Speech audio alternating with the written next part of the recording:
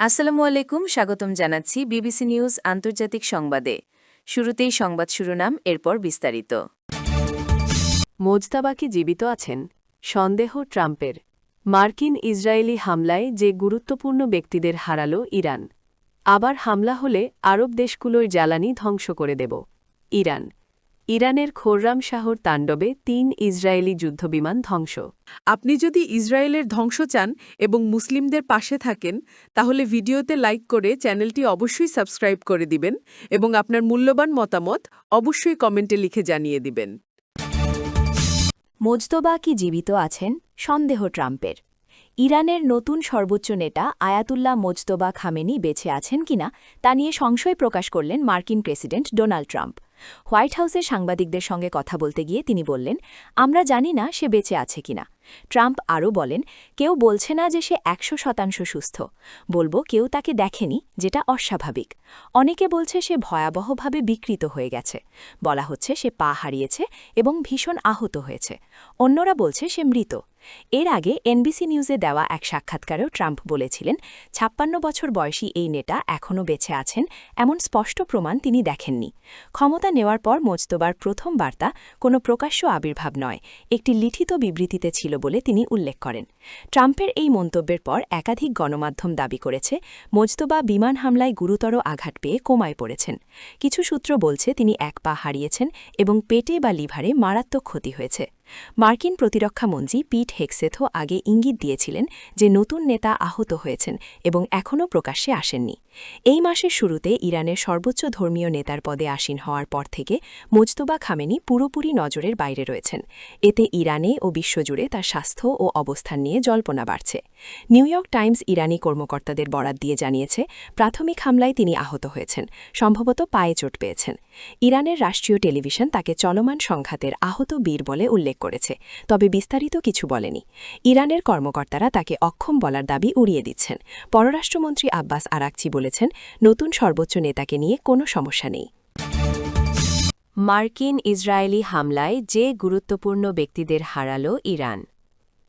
Israel ও যুক্তরাষ্ট্রের সঙ্গে চলমান যুদ্ধে ইরানের রাজনৈতিক ও সামরিক নেতৃত্বের কেন্দ্রবিন্দুতে একের পর এক আঘাত লেগেছে।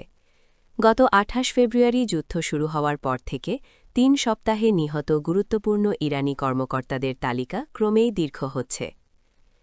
সর্বোচ্চ নেতা আয়াতুল্লাহ আলী খামেনি ১৯৮৯ সাল থেকে ইরানের সর্বোচ্চ ধর্মীয় নেতার দায়িত্বে ছিলেন। ২৮ ফেব্রুয়ারি মার্কিন ইসরায়েলি বিমান হামলায় নিজের বাড়িতেই পরিবারের আরও অনেক সদস্যসহ মারা যান ৮৬ বছর বয়সী এই নেতা। ঊর্ধ্বতন কর্মকর্তাদের মধ্যে ইরানের সর্বোচ্চ জাতীয় নিরাপত্তা পরিষদের সেক্রেটারি আলী লারিজানি মঙ্গলবার তেহরানের পারদিস এলাকায় বিমান হামলায় ছেলে ও এক সহকারীসহ নিহত হন। রেভলিউশনারি গার্ডের সাবেক কমান্ডার ও খামেনির ঘনিষ্ঠ উপদেষ্টা হিসেবে তিনি ইরানের নিরাপত্তা ও পররাষ্ট্র নীতি গড়ার ক্ষেত্রে গুরুত্বপূর্ণ ভূমিকা রেখেছিলেন।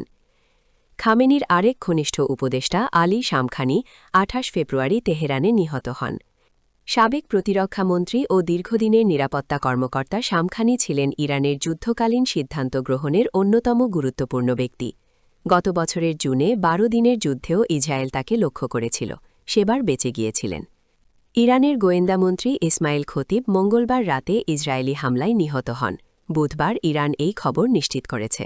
আপনি যদি ইসরায়েলের ধ্বংস চান এবং মুসলিমদের পাশে থাকেন, তাহলে ভিডিওতে লাইক করে চ্যানেলটি অবশ্যই সাবস্ক্রাইব করে দিবেন এবং আপনার মূল্যবান মতামত অবশ্যই কমেন্টে লিখে জানিয়ে দিবেন।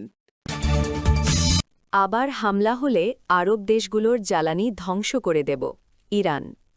ইরানের Islamic revolutionary guard corps IRGC কড়া হুঁশিয়ারি দিয়েছে। তারা বলেছে, নিজেদের জ্বালানি খাতে আবার হামলা হলে উপসাগরীয় প্রতিবেশীদের তেল গ্যাস অবকাঠামো পুরোপুরি ধ্বংস করে দেওয়া হবে। ইরানের রাষ্ট্রীয় মিডিয়ায় প্রকাশিত এক বিবৃতিতে আইআরজিসি বলে, আমরা আবারও সতর্ক করছি যে তোমরা ইসলামিক প্রজাতন্ত্রের জ্বালানি অবকাঠামোয় হামলা করে বড় ভুল করেছ। এর জবাব দেওয়া শুরু হয়ে গেছে। আবার হামলা করা হলে তোমাদের এবং তোমাদের মিত্রদের জ্বালানি অবকাঠামোয় আক্রমণ থামানো হবে না, যতক্ষণ না তা পুরোপুরি ধ্বংস হয়। এবারের জবাব আরও অনেক বেশি করা হবে। ইসরায়েল ইরানের বিশাল সাউথ পার্স গ্যাস ক্ষেত্রে হামলা চালানোর পর এই হুঁশিয়ারি আসে। এই খবরে তেলের বাজারে ধাক্কা লাগে। ব্রেন্ট ক্রুডের দাম 6% বেশি বেড়ে ব্যারেল প্রতি $110 কাছাকাছি পৌঁছায়। আইআরজিসি সৌদি আরবের স্যামরেফ রিফাইনারি ও জুবাইল পেট্রোকেমিক্যাল কমপ্লেক্স, সংযুক্ত আরব আমিরাতের আল হোসন গ্যাস ক্ষেত্র এবং কাতারের মেসাইদ পেট্রোকেমিক্যাল কমপ্লেক্স ও রাস লাফান রিফাইনারিকে লক্ষ্যবস্তু করার সতর্কবার্তা জারি করে। কাতারের পররাষ্ট্র মন্ত্রণালয়ের মুখপাত্র মাজেদ আল আনসারি সাউথ পার্সে ইসরায়েলি হামলাকে বিপজ্জনক ও দায়িত্বহীন পদক্ষেপ বলে নিন্দা করেছেন। এদিকে ইরান, সংযুক্ত আরব আমিরাত, সৌদি আরব ও কুয়েতে নতুন করে ক্ষেপণাস্ত্র ও ড্রোন হামলা চালিয়েছে। এই সংঘাতে ইরান ইরাকে গ্যাস সরবরাহ বন্ধ করে দেয়।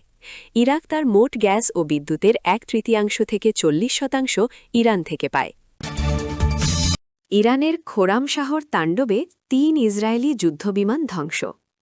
ইরানের সর্বোচ্চ নিরাপত্তা কর্মকর্তা ডাক্তার আলী লারিজানিকে হত্যা করেছে গণহত্যাকারী ইসরায়েল।